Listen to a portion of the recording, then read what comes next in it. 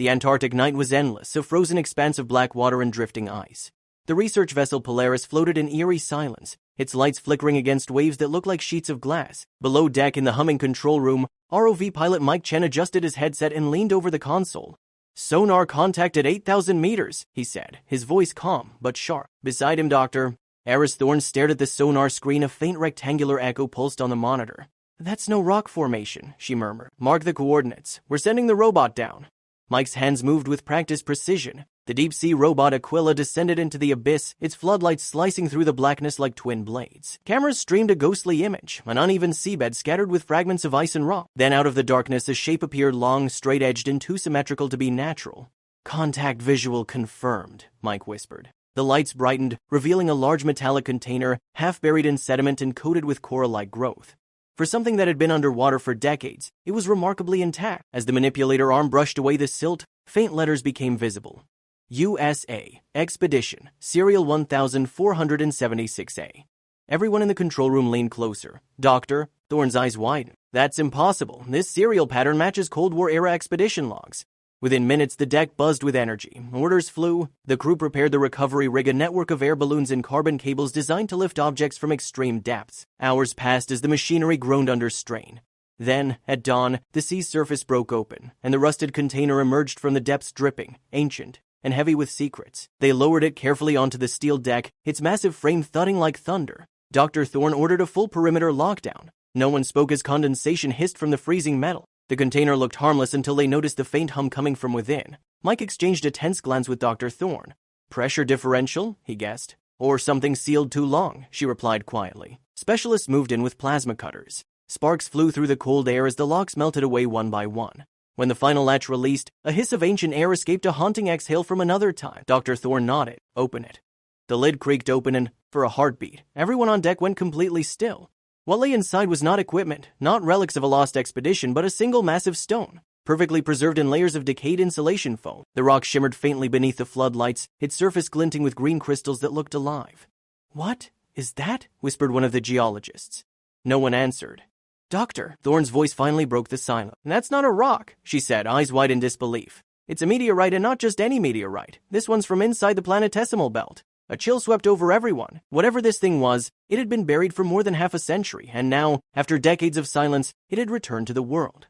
Dr. Thorne carefully leaned in, her breath visible in the cold air. The meteorite's surface pulsed faintly beneath the lights, its interior veins glimmering with shards of translucent green.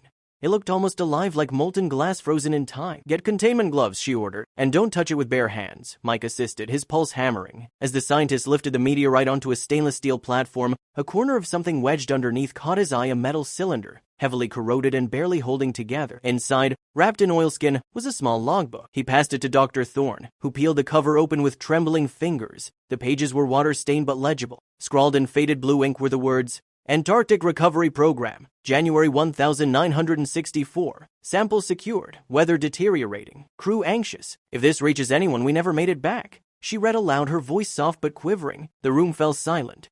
1964, whispered one of the crew. "That was the year the USS Valiant disappeared. They said it went down in a blizzard." Dr. Thorne nodded slowly. "This container must have been aboard that ship. They were part of an experimental recovery program. This," she gestured to the meteorite, "was their discovery." Mike frowned. "But why seal it like this? Why sink it?" She flipped another page. The handwriting grew frantic. "Sample reacting to containment breach. Heat signatures rising. Crew reporting nausea. Interference with instrument. We're sealing it and dumping coordinates before it's too late." A heavy silence spread through the deck. Outside, the wind howled as if echoing the words of those lost sailors. Mike's gaze drifted to the meteorite again. Under the lab's ultraviolet lights, it shimmered brighter, casting ripples of green light across the bulkhead walls. The ship's sensors began to flicker, monitors stuttering with static. "Is that radiation?" someone whispered. Dr. Thorne didn't answer. She grabbed the Geiger counter. The machine clicked wildly. But it wasn't standard radiation. The readings were erratic, pulsing in intervals like a heartbeat. "What on earth?" she murmured. Moments later, the meteorite cracked softly, a faint sound, like ice fracturing in spring. A thin wisp of vapor leaked from a fissure, curling upward like smoke. The entire crew instinctively backed away. Mike reached for the emergency containment case. "We need to seal it now." But Dr. Thorne hesitated, eyes locked on the light emerging from within the crack. It wasn't threatening. It was mesmerizing. The green glow dimmed and stabilized, as if aware of being observed. "It's not decaying," she whispered. It's stabilizing itself, adjusting to pressure. Adjusting? Mike repeated. You mean alive? She didn't respond. Instead, she leaned closer, her voice trembling. This could be a fragment from a planetary core, a relic from before Earth itself formed.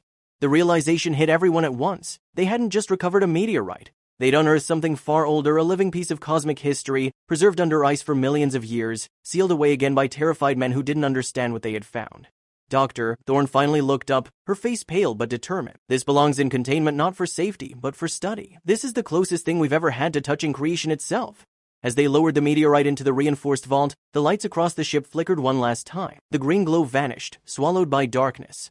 Outside, the Antarctic winds howled through the frozen waves as if the ocean itself remembered what mankind had just awakened. And deep beneath, where the trench fell away into black infinity, another faint echo shimmered back, the sonar's pulse returning from something vast still hidden below.